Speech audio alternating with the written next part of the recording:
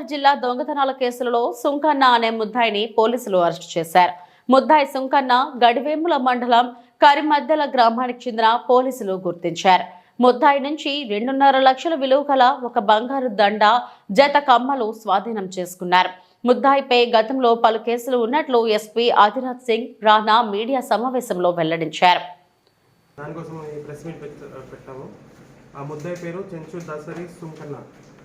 వీళ్ళే ఒక చెంచు గ్యాంగ్ లీడర్గా ఉన్నారు. గతం నుంచి చాలా సేపు నుంచి ఇక్కడ ఫెన్సెస్ చేస్తున్నారు. గుంటూరు డిస్ట్రిక్ట్, రాష్ట్రపతి గుంటూరు డిస్ట్రిక్ట్, నంద్యాల డిస్ట్రిక్ట్లో. మన ఆగస్ట్ నెలలో ఒక రాయమాల్పురం నంద్యాల తాలూకా పిఎస్లో ఒక సర్పంచ్ ఇంటిలో ఒక రాబరీ జరిగింది.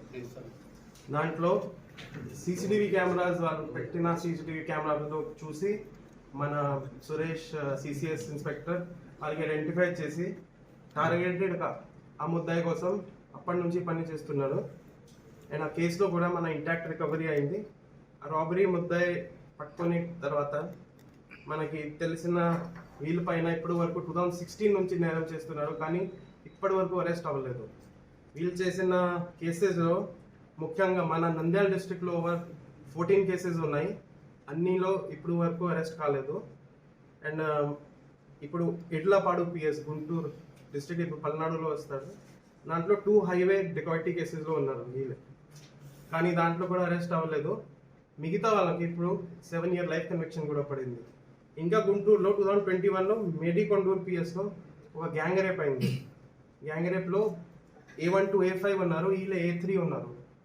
దాంట్లో కూడా వీళ్ళే అరెస్ట్ కాలేదా. మిగతా వాళ్ళకి లైఫ్ కన్విక్షన్ పడింది ఈ స్పీడీ ట్రయల్ చేసి అక్టోబర్ నెలలో.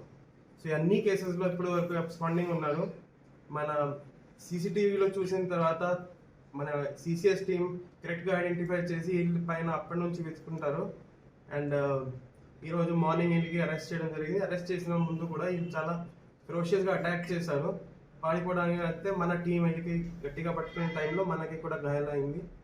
అండ్ వీళ్ళు పట్టుకొని చేసి మంచి పని చేశారు. ఒక ముద్దాయి చాలాసేపు నుంచి 9 years నుంచి బయట నేరం చేస్తున్నారు, కానీ ఈరోజు సిసిఎస్ సిఐ ఇన్స్పెక్టర్, నంద్యాల తాలూకా ఇన్స్పెక్టర్ వీళ్ళ టీంలో పట్టుకొని మంచి పని చేశారు.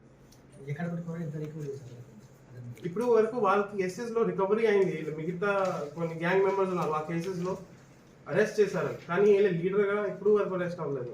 ఆ కేసెస్లో అన్ని ఛార్జ్షీట్ కూడా వేసుకున్నారు, అబ్స్కాండింగ్ ఛార్జ్షీట్ వీళ్ళ పైన.